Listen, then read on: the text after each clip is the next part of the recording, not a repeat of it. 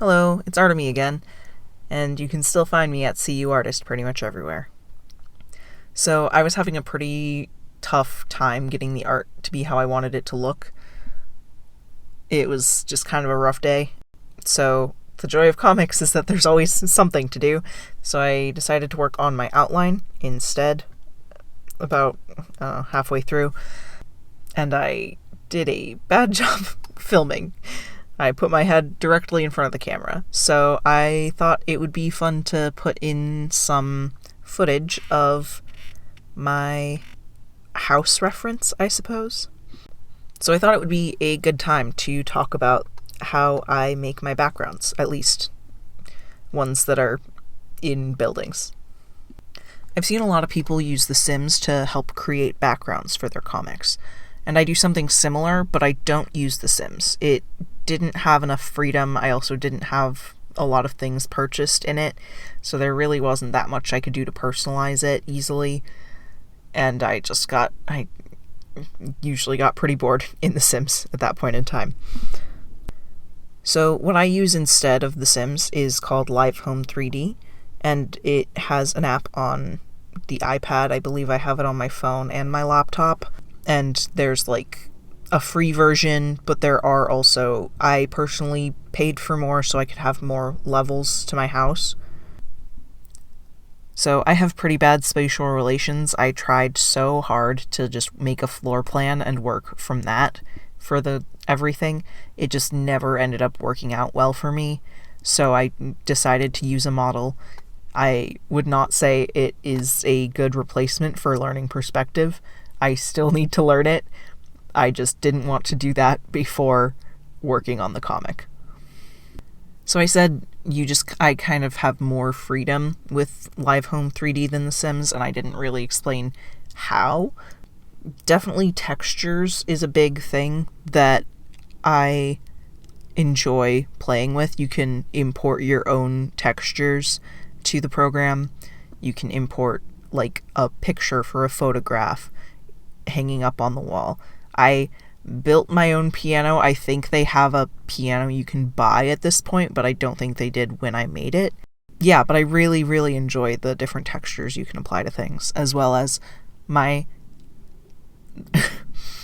The seasons live in a house that is magical. It kind of rearranges depending on who's living there, and it is built around this big magic tree, and they have like a staircase going inside of it, and that really was not something I could build in The Sims. I created a circular room in the program, and then just put bark texture on the outside, and then added a tree on top of it and adjusted the sizing so it fits relatively well on top of the circular room. And yeah, so it's just, I really like it for what I'm doing. Because it is like able to have multiple locations as well, it is in the cloud, and so I can access my houses. I have multiple. The one I mainly use is the Seasons house, but I can access them in different locations, and that is so nice. Okay, and here is the start of the house tour.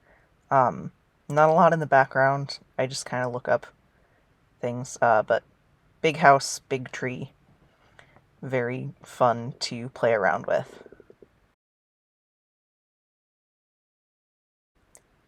So it's hard to see, and I think it got a little bit weird, but I did make like stained glass for this window.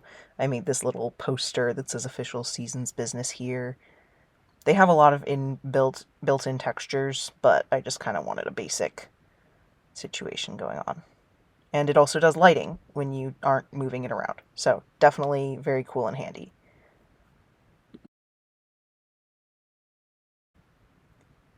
Here is a little laundry room, because even though there's magic, I think some people still might want to do that as like a meditational kind of thing. And now we're gonna head into the first bedroom. This is Case's room.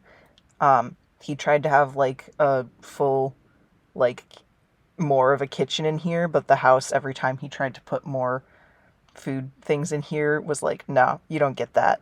You need to go outside. Here is a little sauna. He has a connected bathroom.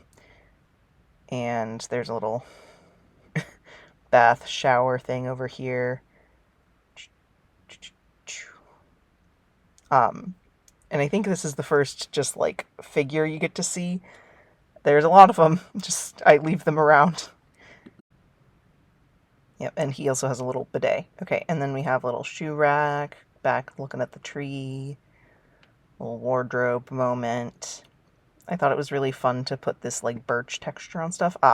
See, here's a room where I've had a lot of scenes take place in, and I just kind of leave them here just in case I need to come back. I do eventually delete the little figures, but it's just kind of worthwhile to just kind of leave them be for a little bit. I made that piano. I worked so hard on that. But yeah, very eerie to just have all these little guys just hanging around. But it's just easy enough to leave them be. Okay. Now we're going to go inside the tree. Originally, I planned on having there be like bookshelves inside the entire thing. It might be the case. It's just, I'm definitely not going to make it in this. Yeah, but little spiral staircase, because I thought that would be fun. Here's another little living area. This is Kavot's room. I made the rug. I think it's pretty cute. And she has a little sitting area out here on the deck. And now we're going to go into Talby's room. She is a fashion blogger. I think she like does streams, etc. I think she just has she has a lot of different textures to have different kinds of photo shoots in her room, as well as a green screen for like filming stuff. She also has a very impressive closet that is like probably larger than this, like interdimensionally fucky. Here's a nice little bathroom. We get a jacuzzi, just kind of nice vibes. Then we went upstairs because this is 60s party zone. We have a bar, we have speakers. We're going back on the porch again. We have 60s room over here. He's just laying on the bed, being a little weirdo. Got a little gaming setup over there. Yeah, it's definitely not perfect, but it is a really great thing to use. Also, look at the shine on the floor. This is the official dining room for fancy events. And then we have the absolutely beautiful kitchen area. We got multiple fridges. We got copper appliances. That's supposed to be a pizza stone, marble countertop. Very pretty, very nice. There's also an attic, but it wasn't really worthwhile to go in there. There's just some boxes and some creepy people because I wanted to see how tall it was.